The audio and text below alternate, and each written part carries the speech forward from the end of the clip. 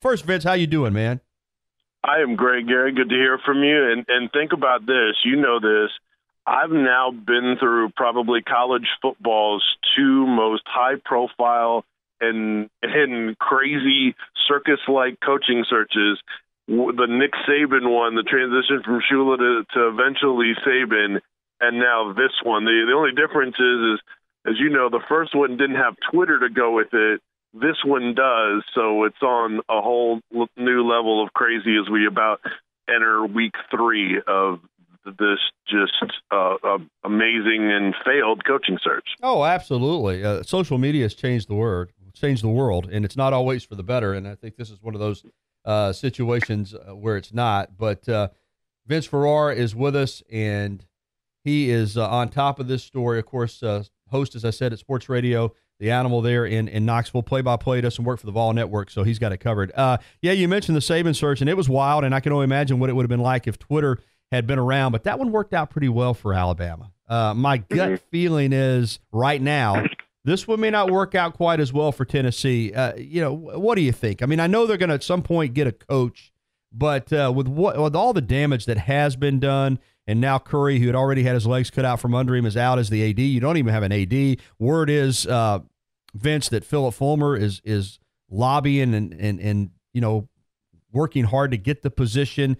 I don't know how people feel about that there. I mean, when's this thing going to end? Well, if they do, really, if you're going to fix this coaching search, then the quickest resolution to it is to make Philip Fulmer the athletic director. But there are many that believe that he would do it not on an interim basis, but be named if he was named full-time AD, he would do it. That would be the quicker avenue. He was more involved the second time around post-Shiano debacle last weekend. So that's where some, like Brett McMurphy, Bruce Feldman, both have reported that Fulmer has been trying to undermine and, in Brett McMurphy's terms, sabotage the hiring process of John Curry, which is just amazing. It's like a soap opera or a movie, and in hopes of becoming the AD. I don't know if that's the truth or not, but if that's the case, then it looks terrible. Now, I don't know if no one's going to admit that. I think the fans, if they get an end game of a coach that they like, and Philip Fulmer is the AD, who was the popular choice to begin with, then one of the two, along with David Blackburn from Chattanooga, then you're going to have you can move forward and have that kind of lingering. But I don't know if that's going to happen. If Fulmer is named the AD, then he likely goes to T. Martin. Does T. Martin come to Tennessee, or are there enough people in the industry telling him, whoa, that situation is way too toxic, you need to get your first head coaching job somewhere else? So it has just been messed up from the get-go. Vince, I had Adam Amin on earlier from ESPN, and boy, he had some strong comments. But I want to ask you, because you're there, you've been on top of this since it started. How did we get to this point? And I want to go all the way back to the Curry, Haslam, Manning little triangle there to get Greg Schiano. I guess my question is this, and we'll get into more of the social media revolt in a moment with Clay Travis and so forth. But how did it happen? I mean, how weren't they able just to put this thing together, keep it under wraps, get the guy hired, and introduce him at a press conference? I mean, where did it go haywire? Well, I think John Curry had every intention of having a quick, efficient, and private coaching search. Right. I think he felt like that.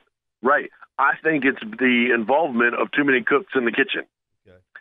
And you have Jimmy Haslam, who also runs the Browns. He's part of Pilot here as well in Tennessee, and then Pilot Flying J Stores, and then also Peyton Manning. And so then you also have the approval necessary of the president and the chancellor. So you now, right out of the gate, have 5 people involved in this process. And that doesn't even count Philip Fulmer, who really, from what we heard, wasn't that involved initially until they got to the Greg Schiano stage. And then that was nixed. And then Fulmer was more involved from that point moving forward. Now you have 6 people. That doesn't even count whoever may not be happy with the process that is perhaps leaking information. So I think that's how you had a dysfunctional setup, and you can't get everybody to agree. And I don't think John Curry, although I'm sure I don't agree with him wanting Greg Schiano, especially as high as he did. I wouldn't have touched him even without the Penn State stuff. But supposedly he was number 2 on their list. So I think he believed in him. He had a relationship with him from when John Curry was at Kansas State looking for potential replacements for Bill Snyder. So I think that was a Curry deal, and I think Jimmy Haslam and Peyton Manning were on board with it. It's just when that revolt happened, I think that's when things changed with the president and the chancellor. So everybody was on a different page on what they wanted and who they wanted.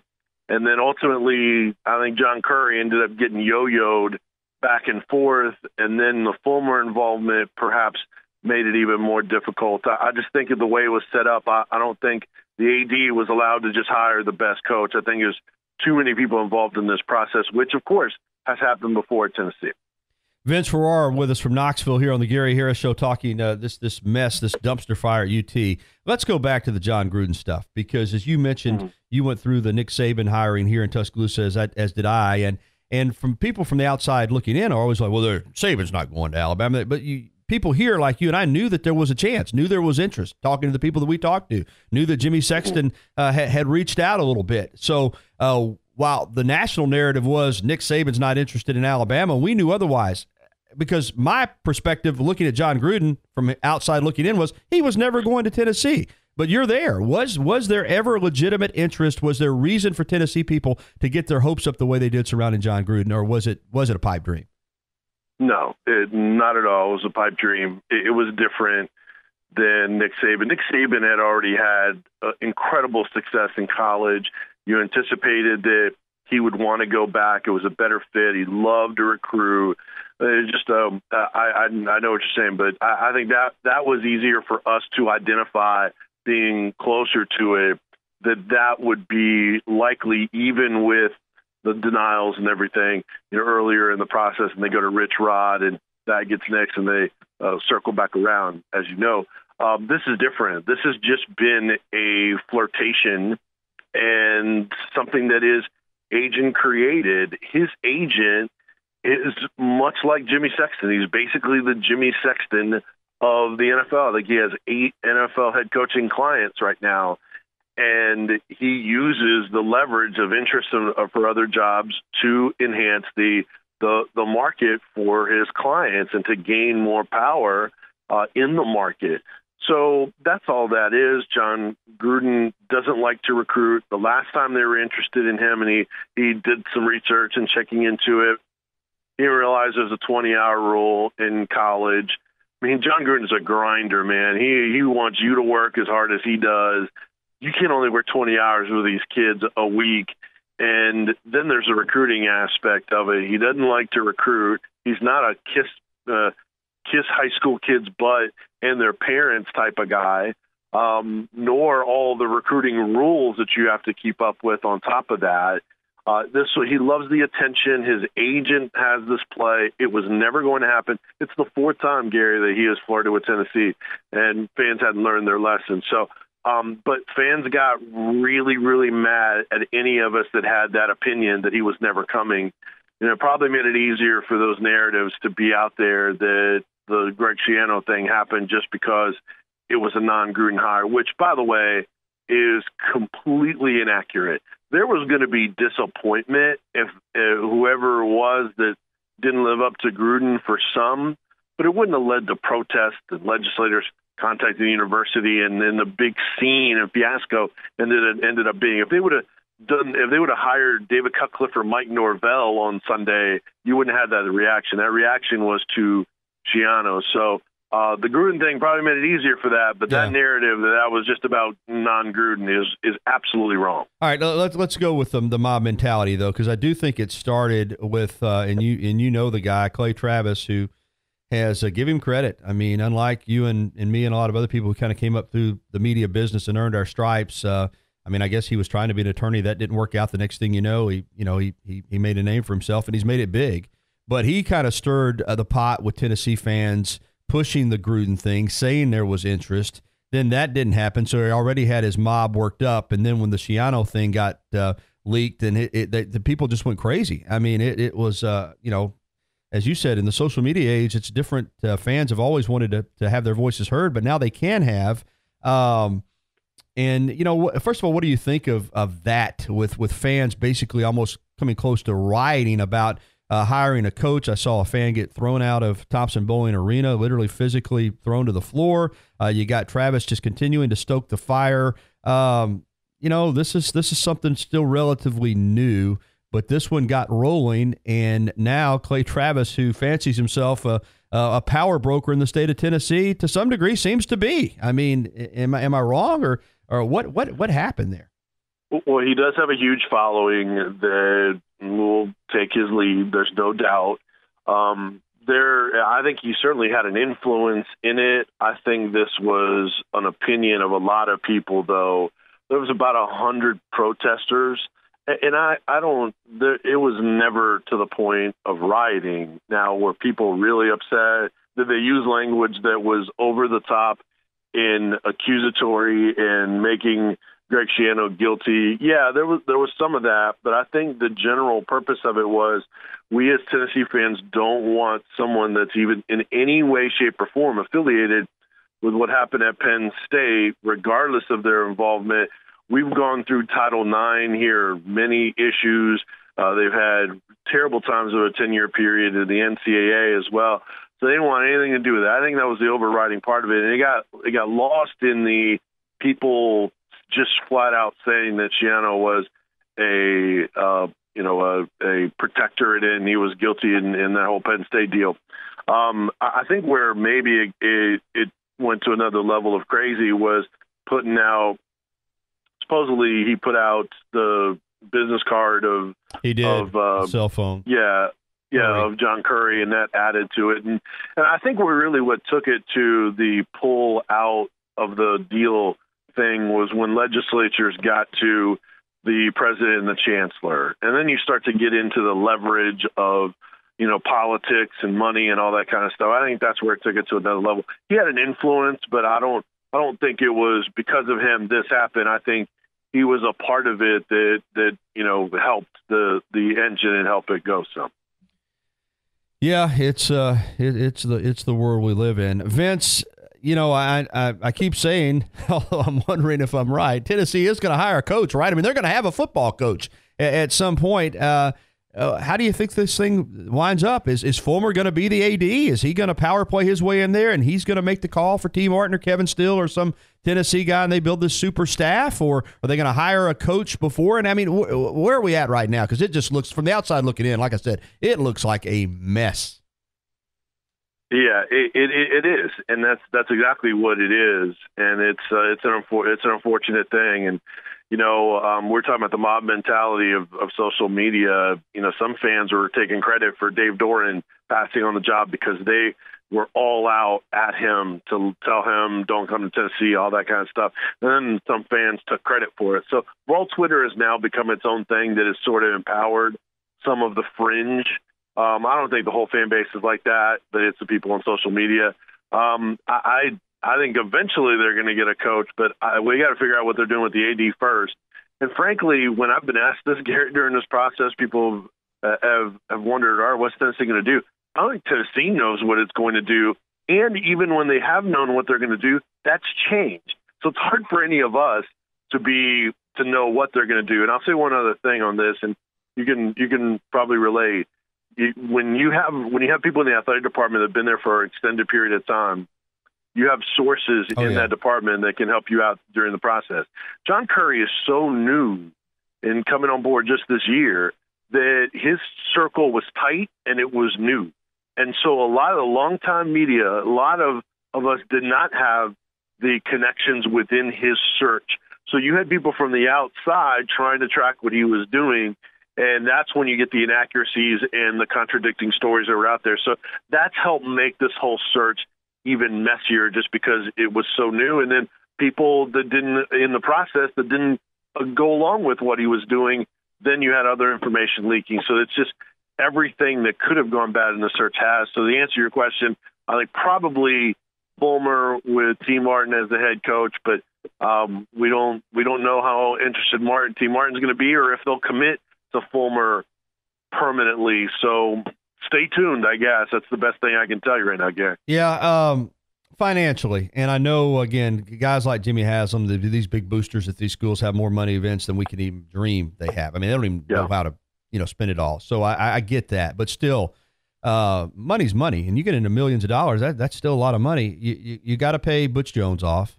Now they're going to have to pay Schiano, whether through that memorandum of understanding or a defamation lawsuit that his lawyers are going to threaten to file. He's going to get some money. I'm hearing $8 or $9 million. Now you got to pay Curry. Now you got to hire a new coach. I mean, my gosh, this is the most expensive coaching search in the history of collegiate athletics. Yeah. And, it depends on whether if Butch Jones gets another college job, you can get some of that money back and it'll come off the board. But he may be saying, hey, I'm just going to chill for a year. I'll take, or two and take that money. I think he wants the coach, though. So they could save a little bit there. But you're right. It's just one on top of the other. And the interesting thing is they had gotten a lot of that stuff off the books. This is something that up until a couple of years ago, they still had Dooley on the books and Fulmer for a long time. So they had all of that all at one time, like Hamilton deals. So they finally got past that. They improved their reserve. And now it looks like they're going to have all that in terms of expenses. And, oh, by the way, Tennessee has zero leverage on hiring another coach, so the price tag is up if they're willing to spend it. So it's just you're right. That's another financial aspect of it. And you better hope you hire a good coach to where people go to the stadium, or else guess what you're going to do if there are 20, 30,000 empty seats for every home game next year? You're going to lose millions there as well. Since you mentioned Butch wanting to coach again, I think this is helping him. I do. I think people will say, oh, man, because he managed until this year to have some decent seasons, and I think the perception will be you were coaching there with that going on. I mean, I think this will help him land another job. Do you? Yeah, I think so. I think he can coach in that group of five level. I think that's where he works. Now, got to hope there's not any other, because there was drama every single week. You got to hope that there's not any dirty laundry that comes out that is attached to him. And that's what could hurt him. He was at a high school game watching his son is on a team that won the state championship in 5A last night. And the opposing team's student section at a high school state championship game were chanting to him, "Butch got fired." Oh, so that kind of reaction has now gone to the high school level with kids. The men's basketball game was fire Curry. The WWE Monday Night Raw, they were chanting fire Curry. So, all of that has added to this piece. I meant to mention that earlier. But, if Butch stays clean and there's no other bad stories that come out, it'll make him look better because of the dysfunction. And, look, he can sell the 9 wins those consecutive years of bowl trips. But what made him so toxic with a lot of fans is he didn't get it done in the SEC at 14 and 24, I believe. That's the problem. He didn't win within the conference. He always sold the overall record, which maybe for some group of fives or the MAC, that'll be good enough. All right, finally, and you're going to laugh when I first say this, but hear me out. Why wouldn't Tennessee, at this point, consider Hugh Freeze? He did not get labeled with a show cause, so he's free to coach. I think if he were to be hired for next year, he might have to serve, and I'm not sure, but I think he might have to serve a game or two suspension. He's won in the SEC. He took Ole Miss to heights. Now, listen, he left a lot of baggage behind. I get that, but he's got ties there, obviously, to the state of Tennessee, having worked in Memphis. He's a proven winner, and with where they're at, why wouldn't they want to take a look at Hugh Freeze? Well, look, they went down the Schiano road, and I didn't get it from a football standpoint, but we saw what the end result was. That would not be approved by the chancellor and the president. So the Petrinos and all that kind of stuff. That's why I'm surprised that they even went down the Schiano road at all, knowing that they couldn't take anyone that had any baggage to them in the first place. A guy that I think I think Mike Leach, who they met with yesterday, and that's part of the story, is supposedly, according to Brett McMurphy, John Curry was set to hire Mike Leach. Right. And when they got wind of that, that's when they brought him back and said, no, we don't approve that. I don't know if he would come back. Probably not. Les Miles would be another option of a coach that would be interested. WWE's Kane is running for Knox County mayor, and he said he's friends with he's great, by the way, super guy. And he said a friend of his works with Les Miles every day and says that he absolutely is interested. So that might be a good PR move. But, Hugh Freeze, I don't think they go that route. I think there's still some good coaches out there that they could kind of at least get this going. But you probably got to get an AD first, or else it's completely backwards. Yeah, Les Miles, you could do worse. I'll say that. Hey, great stuff, Vince. Yeah. I appreciate it. Good to catch up with you, man. All right. Hope you're doing well, and thanks for having me. Appreciate it, Gary.